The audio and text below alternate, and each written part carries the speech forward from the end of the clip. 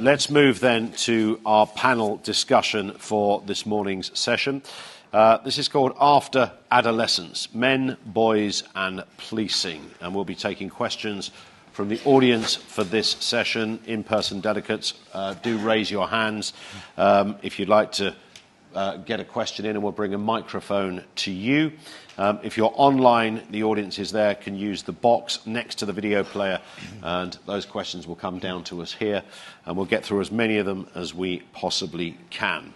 We also have a poll that we'd like to ask you about as well, which I'll come to in just a moment. But first, let's meet our panel for this session. We have Mark Brooks, OBE, Senior Communications and Policy Advisor at the Centre for Policy Research on Men and Boys. Good to see you. Also joined by Mel Thomas, QPM, retired police sergeant. Nice to see you, Mark.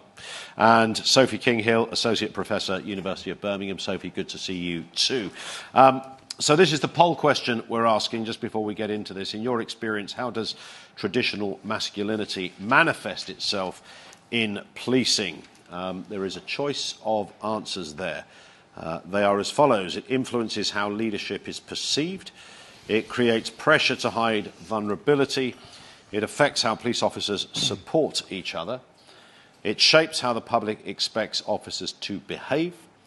It doesn't significantly affect the culture. Or I'm unsure, haven't thought about it. They are the choices. Vote on those. Use the QR code here in the building if you're in the audience. So let's get into this. Men, boys, policing, masculinity, and all that goes with it. I mean, Mel, you're a man of many years' experience, now retired. Is that, by the way, is that a good place to be? Yeah, very good place to be. Yeah. It's a difficult place to be because I've gone back to police and I'm part-time in recruitment. Yep. So I see all the difficulties and the subjects that have been spoken about this morning in relation to recruiting, the reduced numbers of people that are actually applying for the organisation and people that are exiting the organisation. So it's a really difficult position for me. I have a perspective of policing. Would I do it all again? Absolutely. I'd do my whole 30 years again. I had a fantastic career.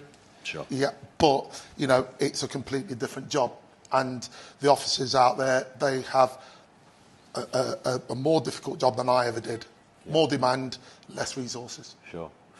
Just this whole business of, you know, men and boys, masculinity and all the rest of it, it's always been seen stereotypically that it is a job that requires a bit of that. You know, you've got to be a little tough, male or female. You've got to have that extra thing in you that is going to, you know, sort of take you to a level that most people wouldn't go. That's reasonable, isn't it? It's reasonable in a sense because we know that policing is hard.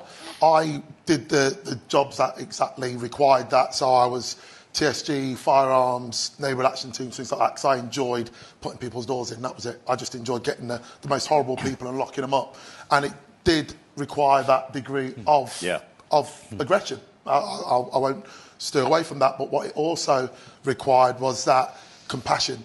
And we've spoken about that this morning. When you go to those horrible jobs, we always went to the murders, we always went to those shootings, we always went to those serious incidents. But I think the difference now is that there was that care and compassion. When we finished, we all sat together. We all looked after each other, we rang each other, we texted each other, whatever it was. And when I speak to people now, there seems to be a lot of the job's finished and they go home. Yeah. And that's the bit I can't understand. And nurturing and looking after each other, it's not a skill you can teach. It comes naturally. Sure. And I think, to an extent, that's what police is missing at the moment, that care and compassion where you see so much. I've seen it, you're still seeing it, but when it's all done, it feels like you're on your own. And I think I'd take the money out of it. I would look at how we look after each other, how we look after each other on a daily basis, and when we see someone struggling, how we take care of them. Yeah. So even in those days, 30 years ago, when, you know, I'm not suggesting it was frowned upon if somebody shed a tear or started shaking or had their own traumatic incident after experiencing a traumatic incident, but there was still a camaraderie there. There was a sense that, you know, get it out your system, mate. You know, you've got family around you. Yeah, it did. And I know we've spoken about the bars, social clubs, things like that. You know, even force sport. You know, every Wednesday we went off and you played rugby, netball, cricket, whatever it was at the time. And I think a lot of that has gone, and it has gone because it only happens sort of if officers are willing to pay their own money or if it's supported by other stuff. Sure. But I think the big thing for me is that welfare, and I hear about it, and I do. Being involved with positive action, things like that, and supporting people that are neurodivergent, they respond to things completely differently. You know, some people, you say they've got a thick skin, but they haven't. They'll see it, it's in there, you can't get rid of it. Yeah. And it will break out in some way, shape or form. And different people have different ways of reacting, and I don't think at the moment that the organisation has latched onto that. It is very much just a process, whereas it's damaging people. And I really feel, you know, and we're here on a Federation event, the Fed have got a really good opportunity now to get in there and support their members and help them and bring it, you know, to the forefront, because they are struggling out there. Officers really are struggling. Yeah. Sophie, what do you know, when you hear the title Men, Boys and Policing, I mean, what does that conjure up for you? What do you say from that? I think when I think about that, and we think about the masculinities that Mel just spoke about, you know, we've got to recognise that there are certain traits in policing where you need that risk-taking behaviour, where you need to be dominant, where you need to be assertive and make decisions and lead. But those are not inherently bad traits. Being masculine is not a bad thing, but within wider society. So when we take a step back and look at this infrastructure around society, masculinity is really rapidly becoming a dirty word, isn't it? But actually, having masculine traits are not bad. But we've got to recognise how they might manifest within society, where men and boys feel they have to prove themselves to maintain status. And this is where it becomes dangerous. So there's nothing wrong with kicking the door down if you need to. Yeah. But then there's also that side of things where you can show vulnerability afterwards and compassion, as Mel said. And I think when we talk about men and boys, we talk about them as just like this kind of one big group, isn't it? You know, one men and boys, but that's not the case. There are so many different intersecting identities that make us who we are, all of us, you know. But we find, especially with men and boys, we just lump them into one group. So, you know, things like social class, ethnicity, religion, our values, who make us who we are today. However, my research has shown that within men and boys, there's a massive conflict between that internal identity of who we are, you know, that melting pot of all those different aspects, with how society expects us to be, or how society expects men and boys to be. So there's this conflict going on between the internal self and the external self. Is that, do you think, because the term masculinity has become a bit of a pejorative in some respects? So people have this image that, you know, masculinity, you've got a page 3 calendar up in the canteen and Benny Hill on loop on the TV.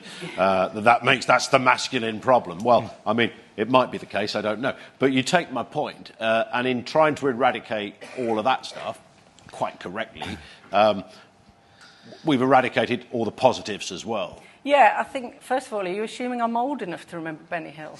Well, I am. I had to Google him before I said that, so there you go. When it comes down to things like this overt demonstration of sexuality, so the kind of page 3 or the sexual harassment that manifests, that's more, in a lot of cases, it's less about sexual gratification than it is about demonstrating masculinity to other males. Yep. So it's what we call in the academic circles precarious masculinity. So sometimes there are 3 stages to it. So they've got to get there. They've got to reach this pinnacle of masculinity that can be really damaging, you know, up the ladder, you know, this ideal of what a man needs to be. Then they've got to stay there. Then if it's threatened, they have to show overt behaviours to other males that they're still at the top of the game, and that might be through the subordination of females, through sexualising them, or it might be through violence, as an example. But that's not always the case, you know. I work in the sexual abuse field as well, you know, so sometimes it is about sexual gratification, so I'm not taking it away from that. But sometimes it's not, and sometimes it's more about showing other males where they are within this really damaging ideal of masculinity, where we need to move away from it. So a lot of my work looks at how we need to reframe masculinity for men and boys within society. So that means look at it differently, you know, shift our viewpoint. Yeah. Instead of blaming young men and boys or men and boys for everything that's going on, we need to work with them and provide allyship back as well, because there's a huge blame culture at the moment around men and boys, which is really damaging. And don't get me wrong, the majority of violent acts, sexual abuse acts and sexual harassment are from men and boys. However, we need to move the blame out of it and think, right, what's going on here? Let's work together and figure out how it can be a better society for everyone. Sure. So in my research with young men and boys, we can see that mental health issues, 50% of mental health issues start at age 15 in boys and 75% by age 24. There's an urgent problem where we need to look after our men and boys as well as everybody else. Mark, this is an area that you work in, this whole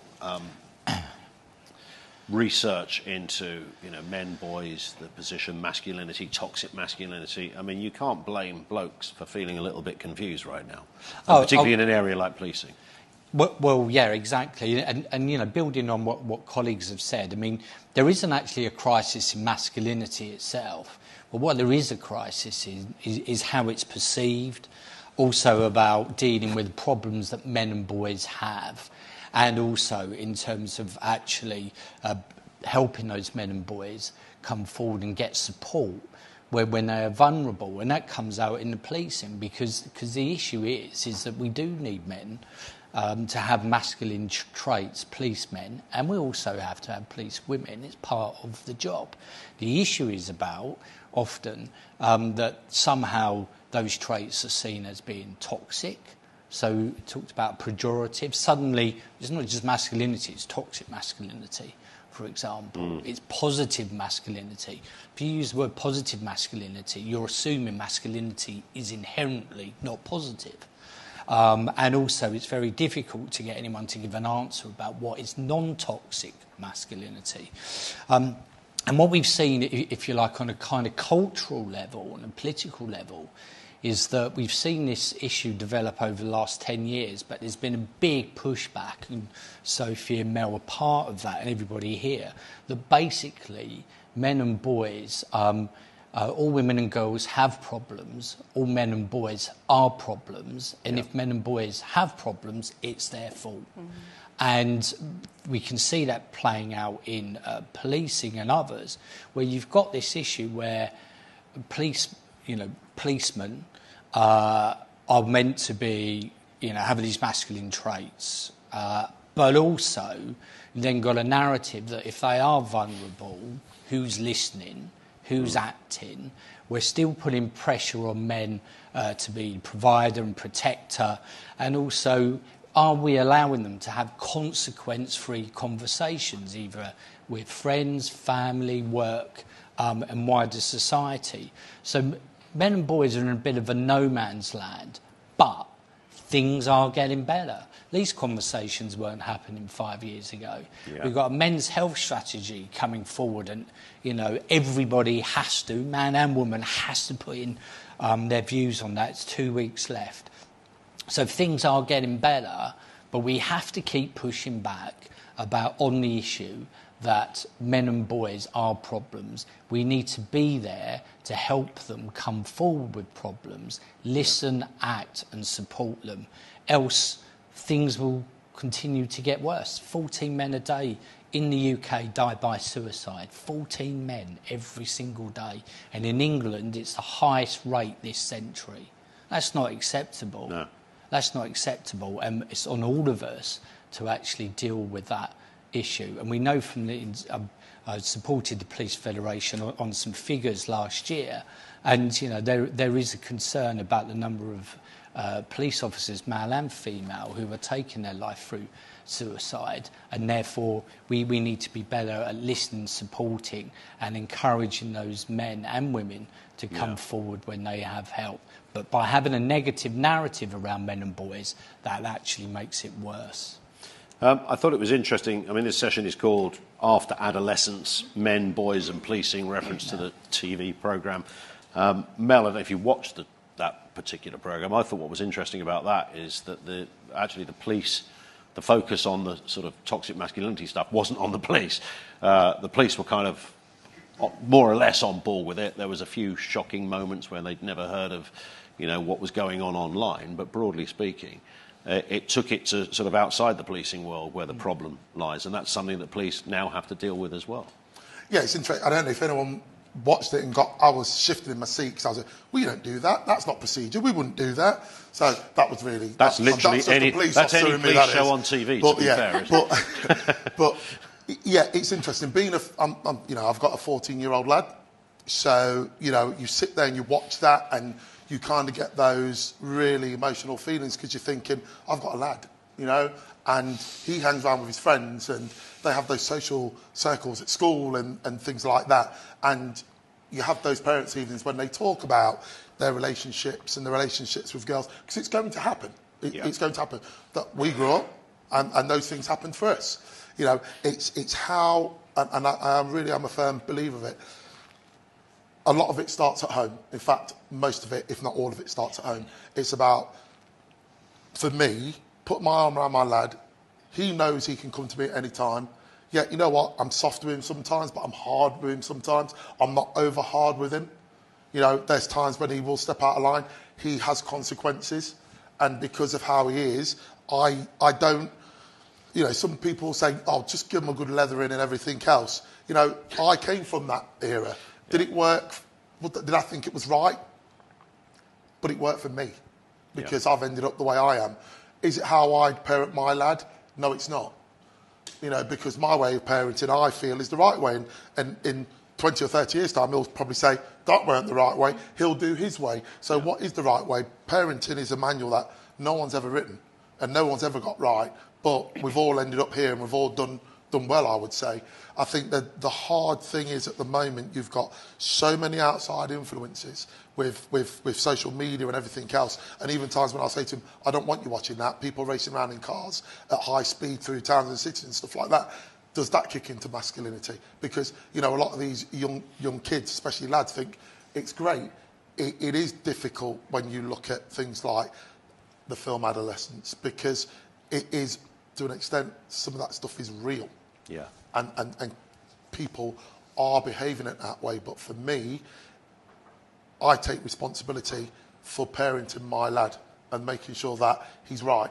And if he gets it wrong, I support him when he's wrong and I support him when he's right. And that's it. I have to take that responsibility. And I guess influences that kids have around them now are so huge. We're from a different era. When you were bombing around the town centre in your Ford Escort, your car didn't smell of cannabis, it smelled of Old Spice, didn't it? And that was... and it was. And you thought you were the bee's knees at that point. Yeah. But there was no phone to look at. No. There was nothing else. There was no other influences. And when you look at different, and you talk about that, we've come through a different era of growing up as well. Going into a nightclub when you were 14 or 15 on dodgy ID. Well, now, kids are facing the issues of being spiked. I never knew anyone that ever got spiked when we went to clubs, we danced, we had a laugh. It finished at 2:30, you had a kebab and you walked home because you spent your taxi money on an extra drink. Now, kids are facing so much of a challenge. It's horrible. And I fear for I really do. I fear for my daughters. I've got 3 daughters. I fear for them. If they go out to a club, they could get hit with a needle or something dropped in a drink. Yep.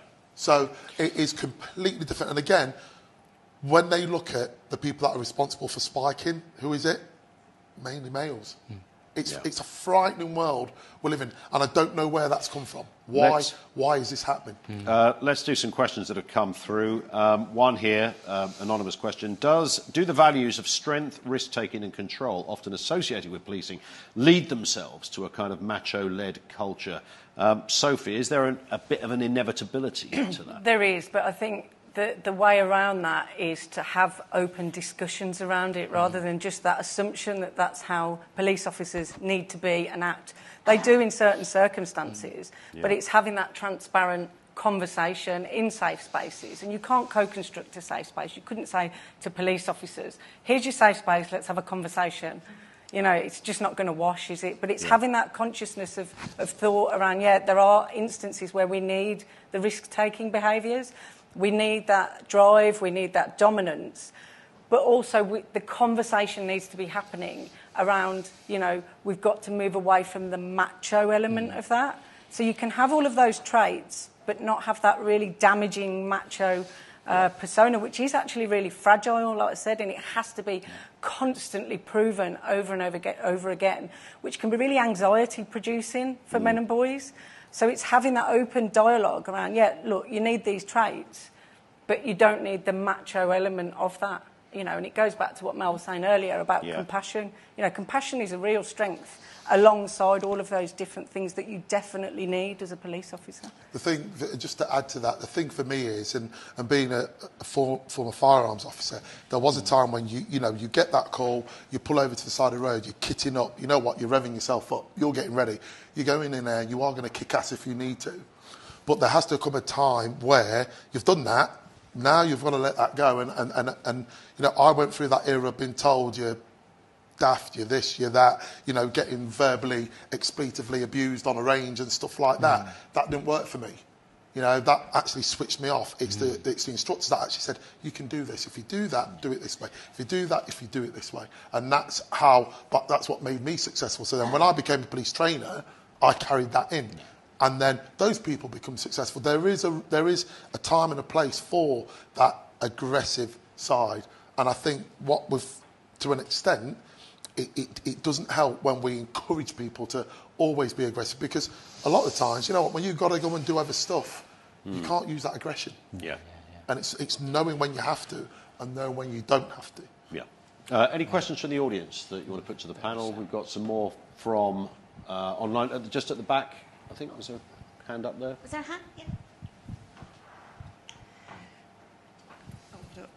Just wondering, do you think traditional masculinity still plays a big key part in the forces and how that cares for male officers? And I ask that because I'm from Leicester, and there was an incident last year which, Mel, I'm sure you'll be aware of, the De Montfort house siege. Male officers go in, voluntarily say, look, we're 6 officers, we're a PSU area, we can go, we can help. Someone was threatened to set the flat on fire on the 11th floor of a building. They got set on fire 3 times. The care they got from that was horrendous. All males, all experienced. The traumas they've experienced, they've got more care from us as colleagues, my partner was in it, than what the force, they were like, oh, we'll do meetings with you. They got cancelled, not rescheduled. So do you think that masculinity of, oh, they'll be fine, they'll crack on, is still a big issue? That's a great point, isn't it? I mean, just a word, Mel, from you before I go to Mark on this. I mean... and it's disappointing to hear that, because that's my home force. I think, again, go back to that supervision. If you ever spoke to any of my old teams, even people I've trained, and there's people in this room that I trained way back in the day, they will always say that I was never that person that would just tell people to go do one, you're too soft, toughen up, go and pet. You know, it's just completely unacceptable. It's completely unacceptable. You know, to have to go into these incidents and have no support after, we're basically just creating our own problems. It takes half an hour just to bring everyone together and just talk to them. Half an hour. If it needs longer, give them the time, because you can only do one thing at a time. So it is disappointing to hear that. And I'd say to anybody, you know, if you're in those supervisory positions, you do that, you will get triple out of your staff. You ask someone to stay on, they'll always remember that supervisor gave me that time off, understood when I was sick, understood when I went to that horrible job. And that's what we've got. We're hitting that perfect storm of we're not looking after our people. I mean, there's strange sort of conflict that, I mean, I know it always sounds a bit strange. Even me saying this is going to compound the very point that I'm making, that, you know, what a bloke's got to complain about, you know, etc. But there is still, as was mentioned there, that sense of, you know, you'll be all right, lads, you know, crack on. That's still around in society, isn't it? I mean, it's still there. It is. And I would imagine still some elements, as we just heard, in the police. Yeah, absolutely. And some of this comes from the top. I mean, I look at data, evidence, you know, looking at, you know, data produced by, you know, great minds like Sophie, for example, and then to look how that plays out in the political environment with a small p, and then kind of wider culture. And the issue there, I mean, a colleague from Leicestershire Police, that's a symptom of that. You know, that's that symptom of I said about men and boys have problems, and if they have problems, it's their fault. Because what is the thought process in the decision makers to cancel those appointments. Those particular men don't matter, and those decisions will be made by men and women in the police force, for example. So their thinking is that men and boys don't matter, or those men don't matter so much, or they're a bit disposable, or it's just the way it is to be a man.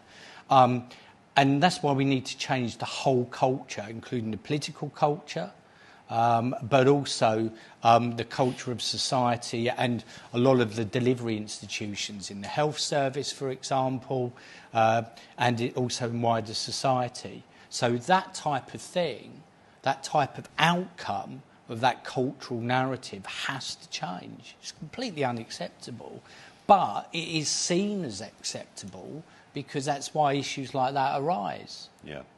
And a question which feeds into this, Sophie, how can the police service help identify and support vulnerable male officers who may feel pressured to adopt traditional masculine traits doing the job? Because that can happen as well, the sort of mirroring of some colleagues that you think, they're the boys, that's who I should be following. So I carried out a piece of research with the fire service on masculinities, and there were similar conversations that happened there. You need the key players on board, but you need the key players on board in a really transparent way. You can sit down with them and say, this is why masculinity looks the way it does. This is why there's trouble showing vulnerability.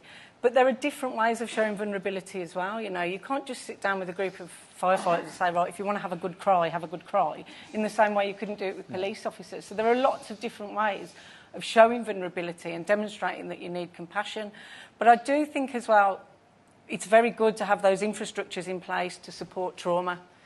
But also, there needs to be enough support and resources for those support systems we have around us with our colleagues that have been through the same situation. And I don't think enough, there's not enough focus on that. The benefit of having that conversation with peers. If I just think about the roles that I do and some of the things that I study can be quite harrowing, and if I didn't have colleagues that studied the same things as me to talk to, it would be really incredibly difficult, plus the infrastructures at work I've got for wellbeing. So I don't think police officers supporting each other in the same way I've seen in the fire service is viewed as beneficial as it is. So that needs to be noticed, actually, men supporting men, because when it works amazingly well. Yeah. I mean, do men need to apologise almost for their, for predecessors who haven't necessarily acted in ways, the old stereotypical life on Mars? We mentioned your favourite Benny Hill, Sophie, a little earlier. But do you know what I mean? There is that sense that, some guys today are paying the price of what happened in the past. Asking men to apologise is a really damaging position, and it shuts down any vital dialogue that we'll have across genders. OK, nobody's winning at the moment. No gender's winning, but for different reasons. But you cannot say, you need to be punished, we need retribution. That's a really poor position to have. Yeah. And when we think of things like patriarchy, you can't just say to all men, well, you're privileged, because when you really look at patriarchy properly, there's only the top 1% to 2% of the population that benefits. So all of us in this room, whatever gender we are in here and online, we're not benefiting from the patriarchal systems, but for different reasons. What percentage did you say, Sophie? About 1% to 2%. Yeah. So that's your top earners, the powerful people. So the average man doesn't benefit from it. No, and they're really damaged by patriarchal systems. But also, this fosters resentment, guilt. Yeah. The want to be a hero, which means they don't show vulnerability. And it's not fair. It's really unfair because we're not looking at it alongside all of these mental health issues that are manifesting in men and boys. But to say to men and boys, you need to be sorry, it's just damaging. And, I've got 2 sons and I've got 2 daughters. So I have a vested interest as well in society working for them when they grow up. I think the big, just adding on to that, and there'll be people in this room that are from my era. When I joined the organisation, there were some shifts that didn't have a female on, and when we used to go to jobs and there were kids involved, is there a female officer that can come to it? Hold on a minute, I've got kids. I can look after kids just as good, just as well as a female. And it was that, people putting people into boxes.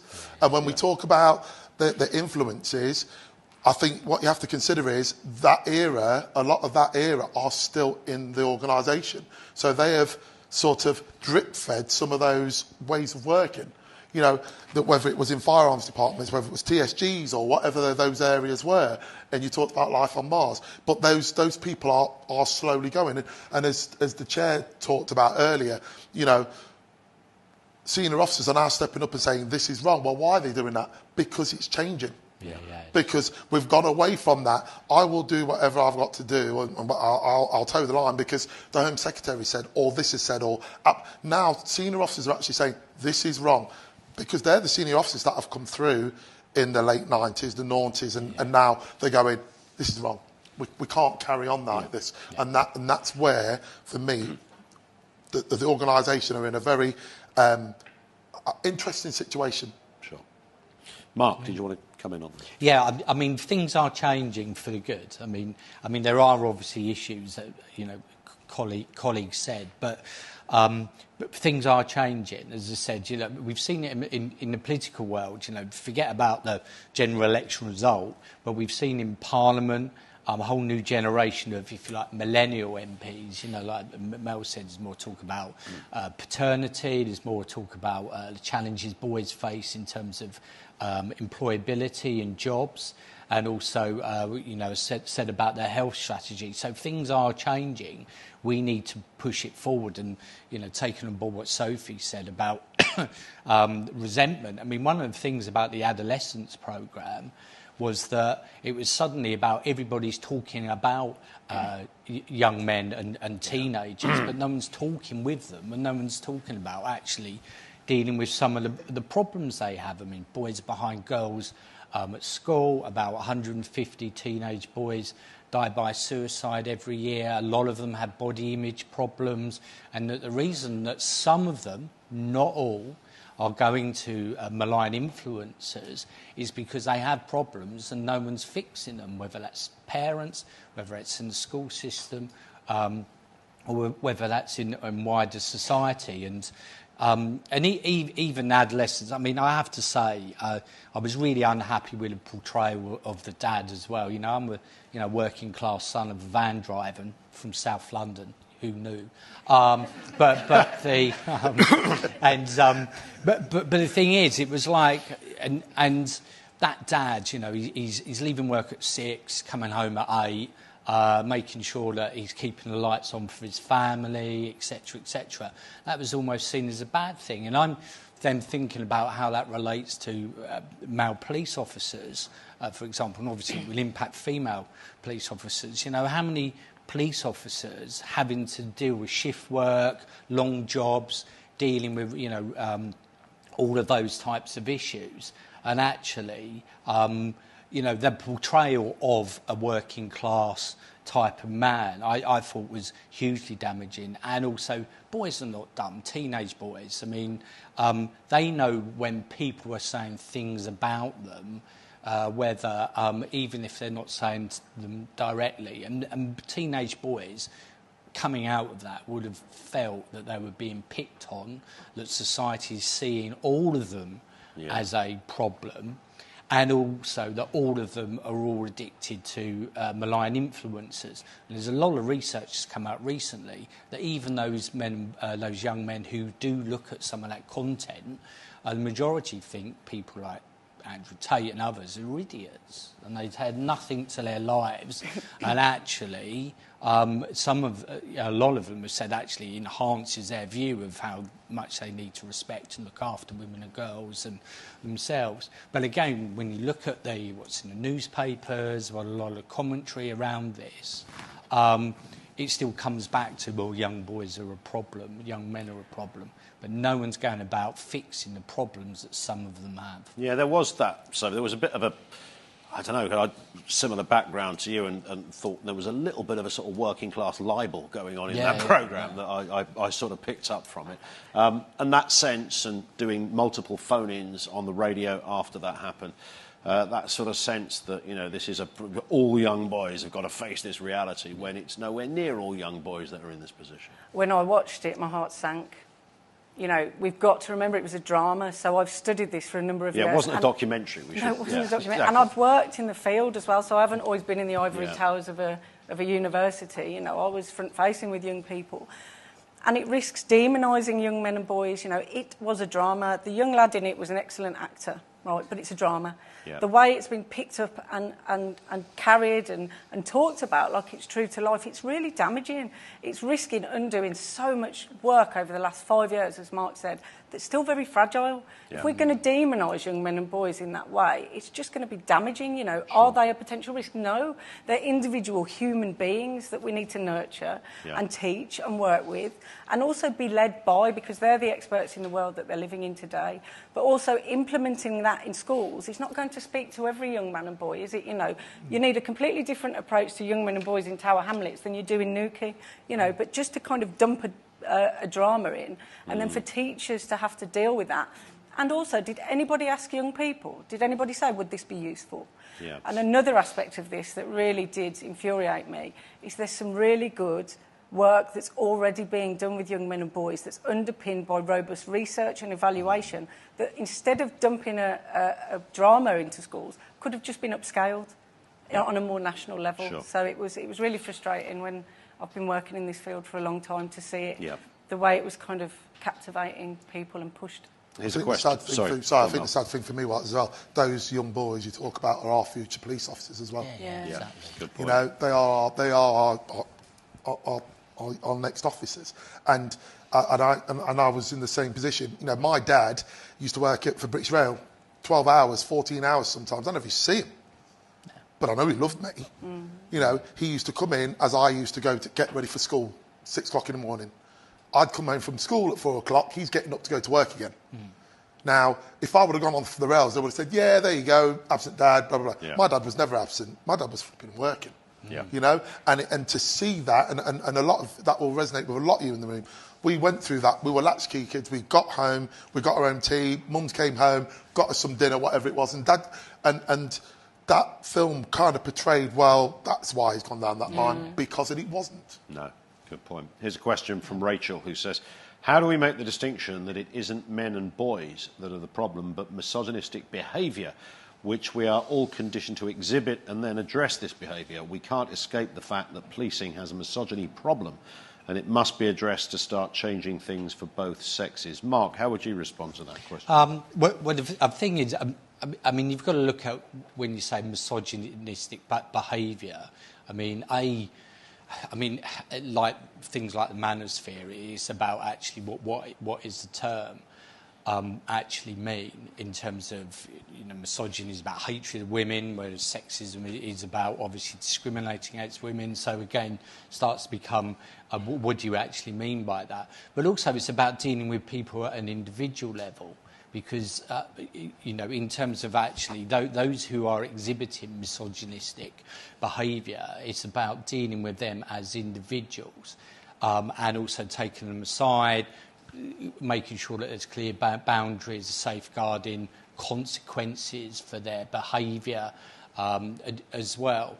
But again, you have to, if you start to go down the fault of all police officers, all the police force, or is inherently misogynistic, and that every male police officer is a misogynist, then actually, coming back to the teenage boy problem, you end up with more barriers between, you create a kind of like difference between how men and women in the police force feel, how they're also viewed, and also it's hardly a recruiting sergeant either for men to come into the police force if it's seen so negatively, and you're not going to get an increase in female police officers, females wanting to join a police force that is seen as actually being as anti-women.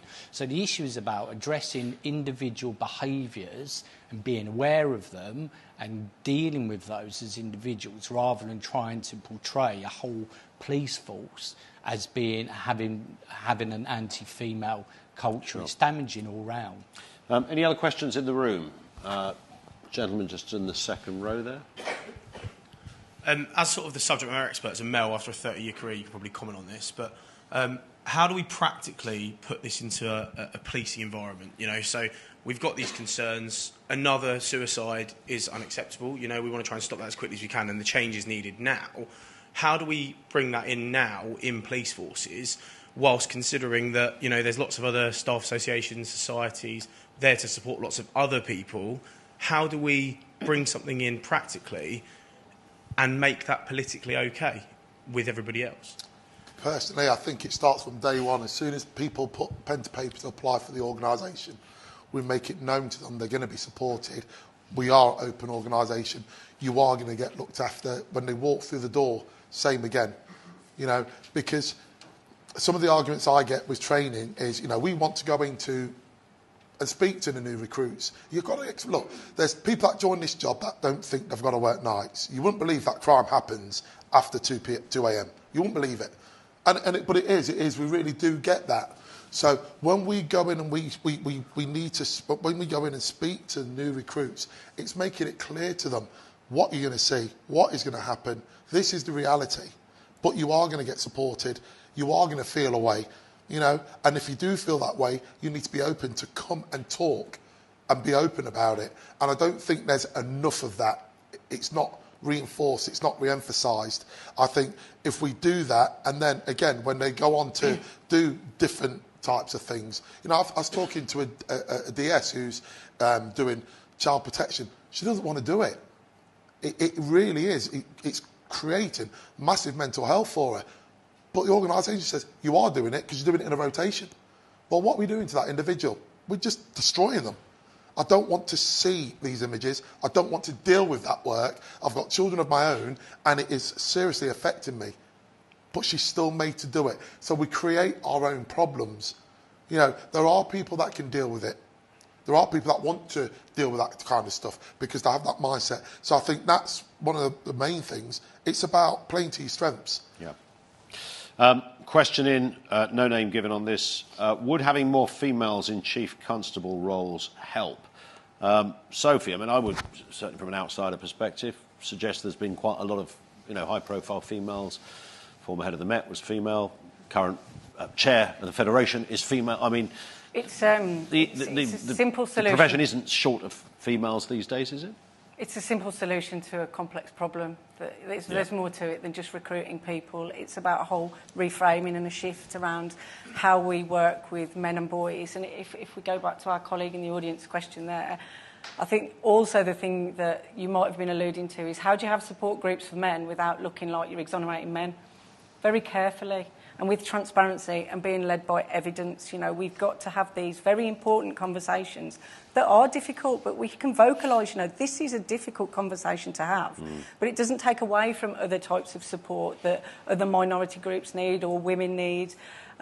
It's alongside, but it has to work. But if you can underpin it with evidence and say, look, things aren't working very well at the moment, you know, problems are not going away, we've got to work together. But also we've got to support the majority of our workforce if they are men, you know, as well. And I think we forget about that because we see this kind of man and boy as this one thing, this one entity, instead of the individual that I talked about at the very start, that kind of internal self. Yeah. Martin, do you want to I think the simple question for me is, we've got females sat in the room, would you want to be put in a position because you were female? Or would you want to be put in a position because you are damn good at that job, you can do the job, and you do a good job? And it's regardless whether or not it's driving as an advanced driver, it's firearms, hitting the target. What's the point in giving someone a gun if they can't hit a target? Yeah. Mark. Yeah. Well, culture's more important. I mean, I've worked with some brilliant women, and I've had worked with organisations where the women have been a problem. I've also worked with lots of men who've been a problem as well. So it's about a culture, and culture in an organisation, the less toxic the culture is, the more you will get men and women coming forward and having those consequence-free conversations where they feel safe in actually showing vulnerability. So that's far more important. And it's an and conversation. It's not about men and women. Women and girls, all men and boys. This is, you know, we have to move away from zero-sum thinking. Yeah. This is about women and girls and men and boys. And we have seen a shift in the DEI space in the last couple of years. We've got a growing number of male staff networks now in police forces, and they're growing in other and other organisations as well, which has been really good, and that's happened in the last 5 years. And there's been a push back in the, if you like, the DEI space the last couple of years, which has not really been inclusive of men. In terms of being seen as a group that's deserving of issues around inclusion, but also, men are like a Rubik's Cube, all different shapes, sizes and guises. And there's been a pushback in the DEI space now that actually men in the workplace have to have their own support mechanisms alongside loads of other groups. And that's been really welcome. And again, but some of those organisations, some of the police forces and others I know have had to really push to actually get their employer support networks in place, because they're seen as, well, what you're going to talk about. Yeah.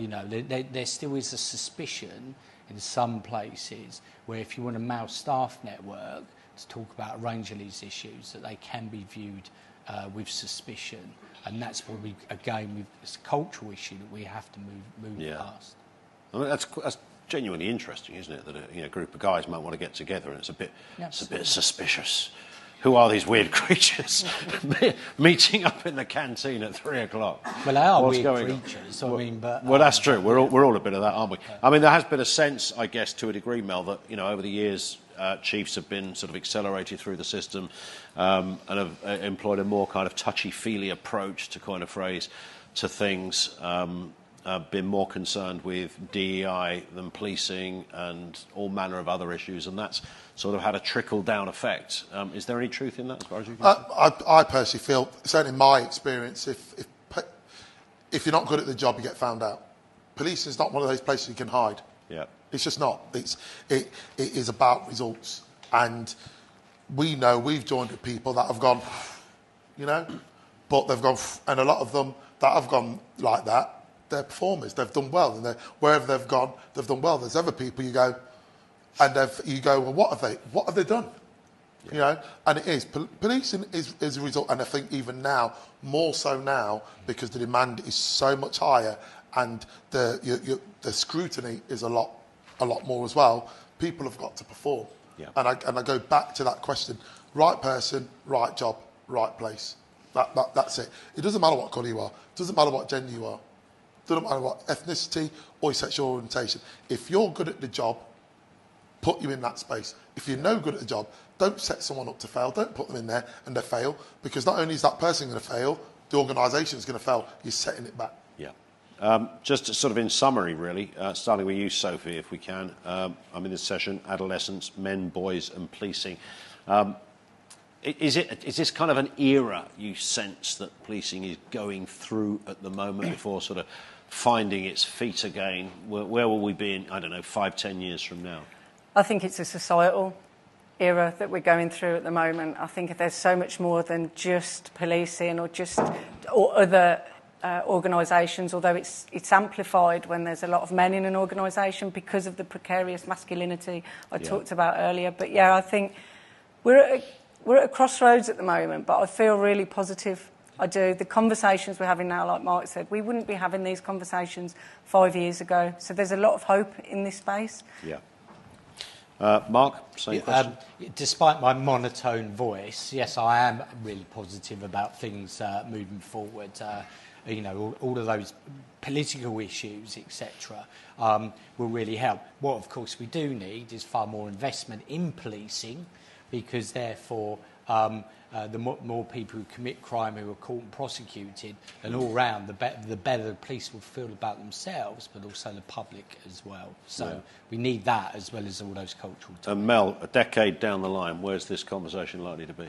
I think we're in a really interesting position. We've said it already. We've got to keep the experience we've got. We've got to support the new people that are coming in. I see the numbers of people that are applying is dropping, and we're losing people at the other end. Yeah. But it's a really difficult situation. But what we've got to do is look after what we've got. Sure. We asked a question. We had a poll at the very beginning of all of this. Simple question. In your experiences, how does traditional masculinity manifest itself in policing? top response there, 63% said it creates pressure to hide vulnerability. Second to that, it influences how leadership is perceived. Equal at 26% were two other answers. It affects how officers support each other, and it shapes how the public expects officers to behave. Thank you for everybody who took part in that. Thank you to our panel, Sophie, Mark, Mel. Good to see you guys. Thank you very much indeed.